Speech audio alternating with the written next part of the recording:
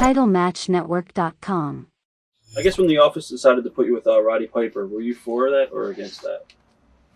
Oh, I had been with Roddy some down in North Carolina, right. So... What was he like in the Carolinas? I forgot to ask you about that. Oh, Roddy? Yeah. Shoot, Roddy's always been the same. He's just a heck of a guy. Huh. A lot of fun to be around, a lot of fun to be with. And he gets them going. I guess you had some matches, I guess, with Jimmy Snuka and Tonga Kid with Roddy Piper. Yeah. What are some of your memories of that? There were some great matches. Snuka, of course, was over like a god. And the Tonga Kid was young, and his energy level was tremendous, and it was just phenomenal, too. You know, the matches we had some great matches. And I don't know what got into the Kid, but he ended up taking off. Probably a girl. What are your memories of the angle they did with Jimmy Snuka and Roddy Piper, which everybody still talks about today? The coconut? Yes. Well, heck, it was great. It did nothing but business. Business everywhere. Was Roddy easy to get along with? A lot of people said that I've talked to that he was hard to get along with. Not for me. Not for me, but you see, again, it all goes back to, do you believe in yourself? Well, I did. Did he get more headlines and publicity and everything? Yes, he did. But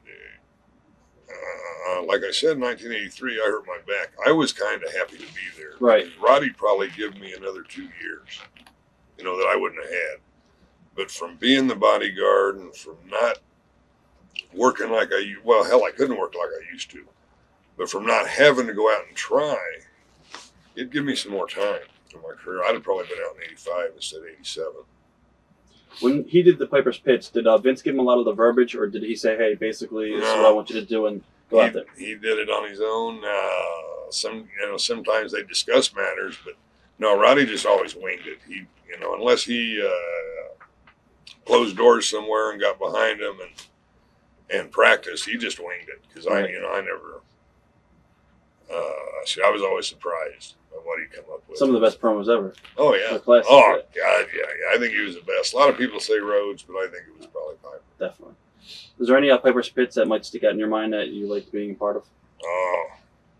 Well, like I said, I was just happy to be there, but I remember shaving the midget. Right. Giving him the Mr. T thing. Right. Whatever. And Santana put me in the figure 4.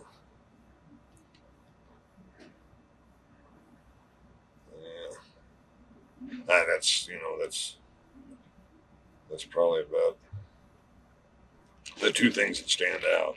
Of course, the flower shop thing with Adonis and Muraco. I've always thought that was a mistake.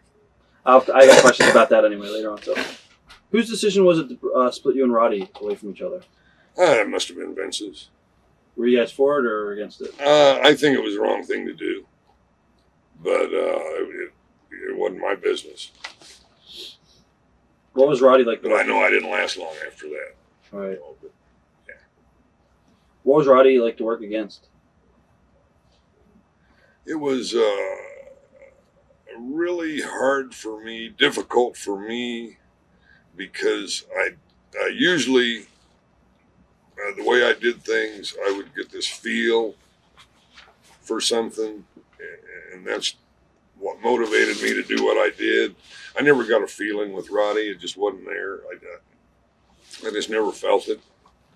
We'd been together so long and gone through so much that I thought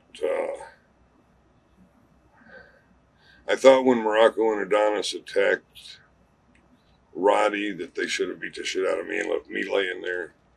And I think it would have meant a lot more as far as the natural stream of things. But it didn't happen that way, and it's no big deal. But I just never got the feel, to go against Roddy. I just didn't feel it. Right. It just wasn't there. And I think that might have come out in my portrayal. I just never felt like I had him. WrestleMania 3, what are your memories of that, the big show? Oh, wow. 93 or 94,000 people. It was phenomenal. Whew. we opened the show, I think. So people were really ready to go, and boy, they came. It was great. Did you like working as a singles wrestler or tagging? Yeah, it didn't matter to me, especially when you're tagged up with guys like Piper and Muraco and Slater. It's a joy. You know, these guys are so good. You just like going to school every night. You know. Do you have any memories that stick out in your head of teaming up with Don Muraco? Oh, yeah, a few. You know, the one about up in Hamilton with the Bulldogs, and we got into this thing where we never planned nothing, but when we'd go out and we'd tag with the wrong hand or something and go to get it out in the ring and bump into each other and little stuff. We were just doing that off the wing for the fun of it, you know, because some of the fellas we were with, I just don't think we were into it either too much. So we just got to working with each other. It was really a blast. Do you still keep in touch with any of the boys from your era? I talked to Roddy, I talked to Don, and that's pretty much it. Don Muraco? Muraco. Don, okay. Did you enjoy being a face or a heel more? Heel. Heel. Yeah. Yeah, babyface, I never quite had that look. I don't know what it is. How shocked were you when Jay Youngblood passed away? There's a lot of us fellas that probably wonder how we're still alive. But it's always a shock when someone young and in shape like that. But it just goes to show that I've done my share of abuse. But it just goes to show that when you keep abusing your body and your mind, that something's going to break.